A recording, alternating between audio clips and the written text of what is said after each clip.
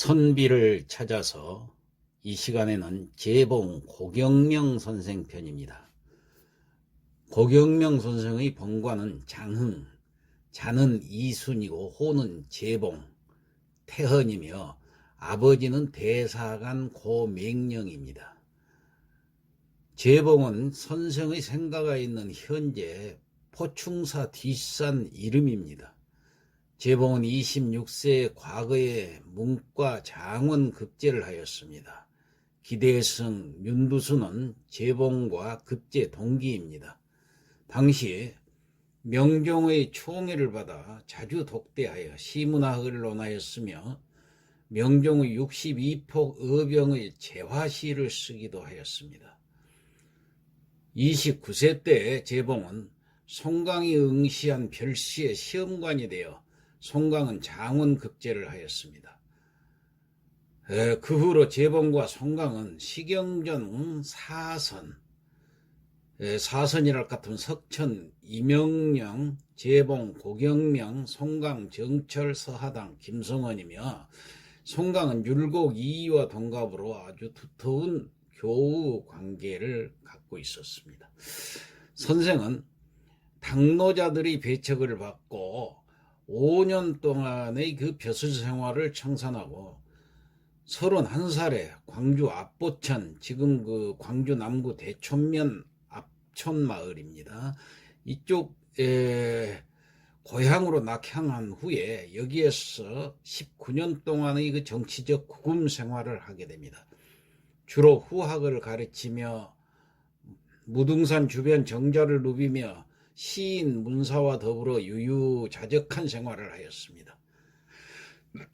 고봉 기대승을 비롯하여 동시대 동양인들과 교류를 하였고 면왕정에 면왕정 30영의 현판이 걸려 있는데 여기에 율시 2편을 남기기도 했습니다. 재봉은 시경전 사선이라 일컫는 시우들과 시경정에서 주로 보냈던 것입니다. 19년의 광주 압촌에서의 은교 생활을 마치고 49세에 재기용이 되어가지고 영암 군수를 시작으로 변무사 서장관, 서산 군수, 종부시정, 군자감정, 순창 군수, 춘추관, 편수관, 동네 부사 등 10여 년간의 관직 생활을 하게 됩니다. 변무사 서장관으로 명나라에 갔을 때 예부상서에게 올린 진정서를 지어서 외교적 성과를 거둔 공적으로 광국훈의 농명이 되었던 것입니다. 농명은 이름이 올랐다는 얘기죠. 재봉의 묘소가 안장된 장성군 영천리의 재봉사는 이때 하사받은 사폐지입니다. 재봉은 59살에 동네부사를 마지막으로 낙향을 하였는데 이듬해 임진왜란을 맞게 되자 분연이 일어섰던 것입니다. 1592년 5월 29일 담양 추성관에서 각지에서 운집한 6,000명의 전라도 연합의병은 재봉을 의병장으로 추대하고 창의를 한 후에 전주에서 추가 의병을 모집하여 7,000여 명의 최종 의병진이 형성되었던 것입니다. 이때 감호 의병의 책임을 부여받은 양대박은 남원, 순창, 임실 등 인근 여릅에서 약 1,000여 명의 의병을 다시 모아서 전주 본진에 합류를 하기 위해서 진군하던 중 우남에서 왜군의 진지를 발견하고 급습 협공의 작전을 펼쳐가지고 전라도 최초의 의병전이 임실 우남계곡에서 전개되었는데 양대박이 의병장 재봉에게 보고한 첩보에 따르면 적병 1207급의 왜적을 참수하고 각종 군기를 다량 노획하는 전과를 거두었다고 했습니다.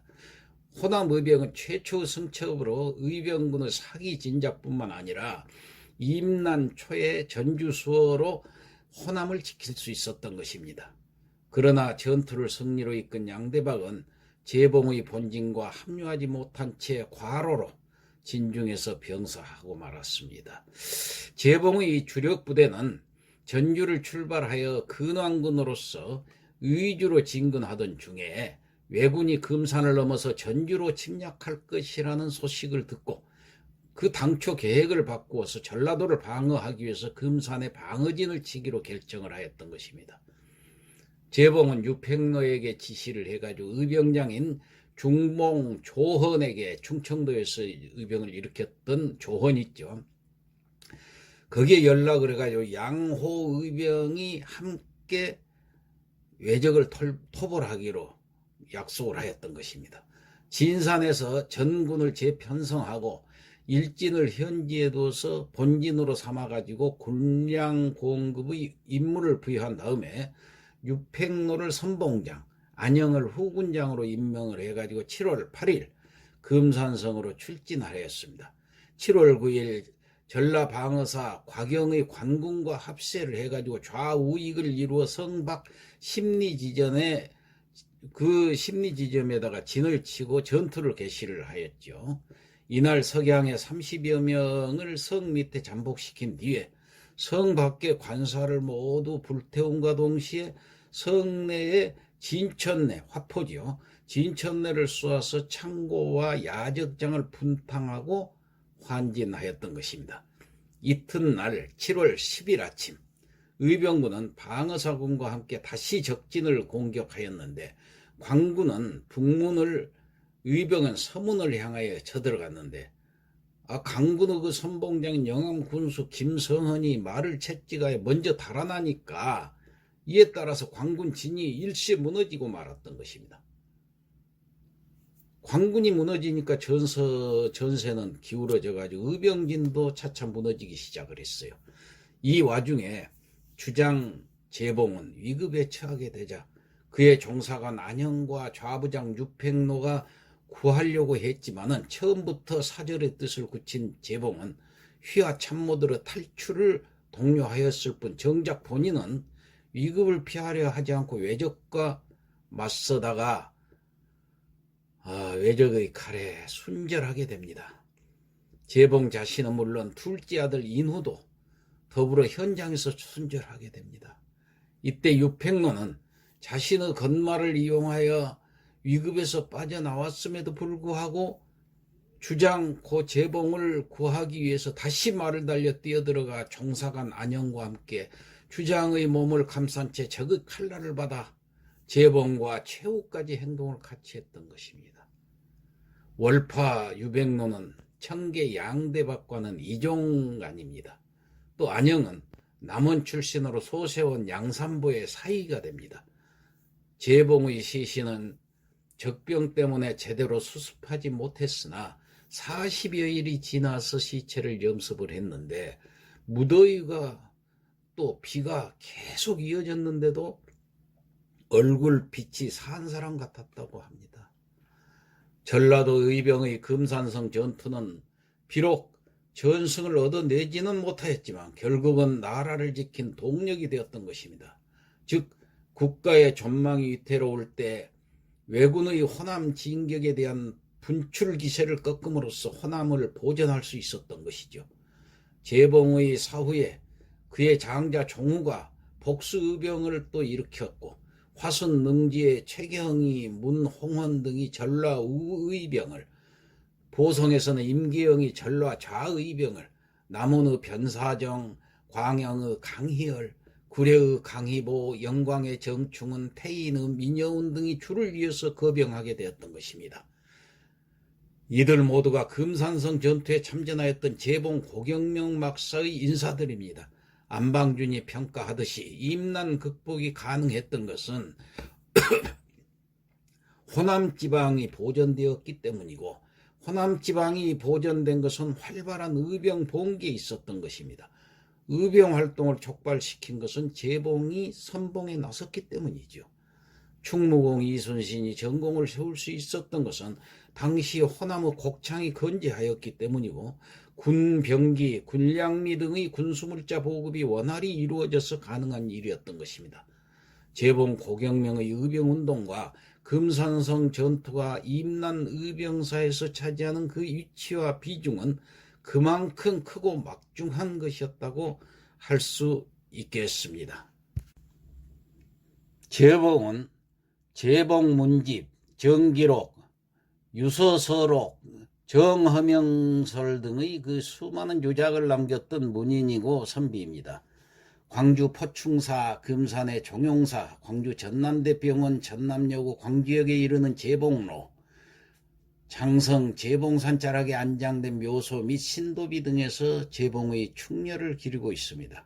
재봉은 선조로부터 공조참의 지제교를 제수받고 초토사를 겸임하게 되고 여럽을 절제하고 도성을 회복하라는 교명을 받습니다. 이로부터 금산 전투에서 순절하기까지 40일간의 쓴 경문과 편지 등은 정기록으로 간행되어 지금도 전해지고 있습니다.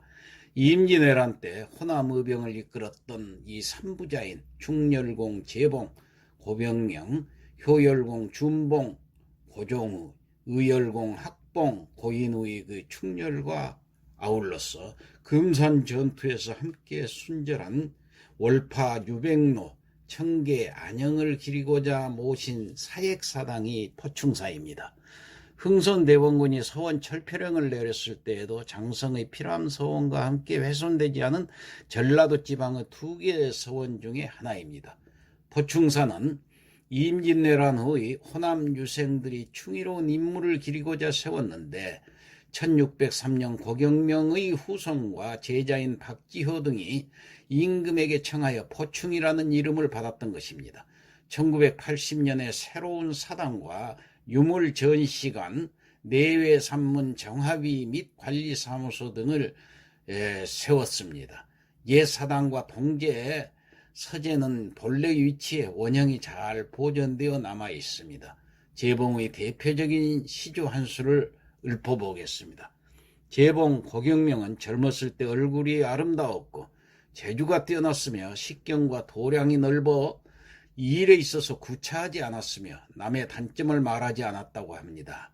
무인적인 호쾌한 모습과 거침없는 풍류객의 기상을 엿볼 수 있는 시조가 있는데 그가 찾아간 곳이 바로 성경이며 신선이 사는 곳이라고 자신의 그 산수유람을 미화하고 있는 이 시조를 한번 읊어보겠습니다. 우리 모두 이 시대의 선비가 되어 가사를 짚어가며 함께 읊어봅시다. 마음이 평안해질 것입니다.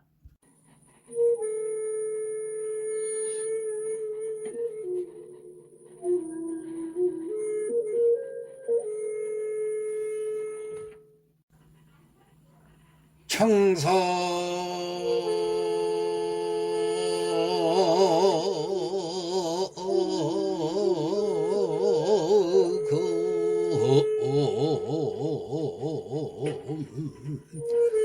오